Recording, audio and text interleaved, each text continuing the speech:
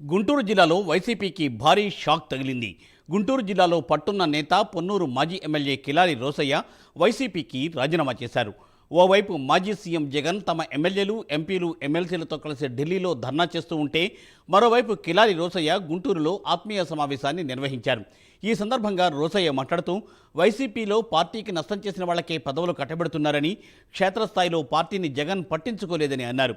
YCP విధానాలు, కొంతమంది వ్యక్తుల వల్ల పార్టీ సభ్యత్వానికి రాజీనామా చేస్తున్నట్టు కిలారి రోసయ్య ప్రకటించారు.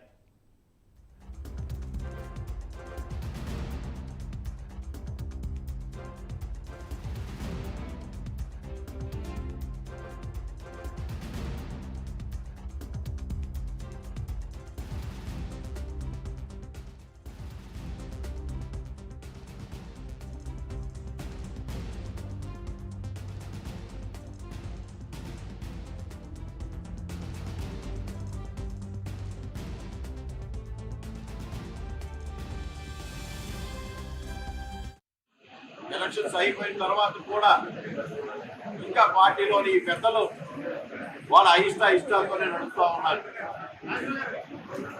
పెద్దలు డాక్టర్ ఉమారెడ్డి వెంకటేశ్వర గారు ఈ రాష్ట్రంలో ప్రతి ఒక్కరు కూడా తెలిసిన వ్యక్తి.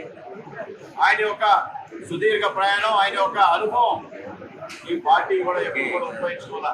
అయినా కూడా ఆయన నిబద్ధతతో పనిచేయడం మా అందరం కూడా అదే నిబద్ధతతో ఈ రోజు కూడా పనిచేస్తా ఉన్నాం. కానీ నిన్నటి రోజున ఏదైతే ఆయనకి లీడర్ ఆఫ్ అపోజిషన్ అనేది కనీసం ఆయన్ని సంప్రదించకుండా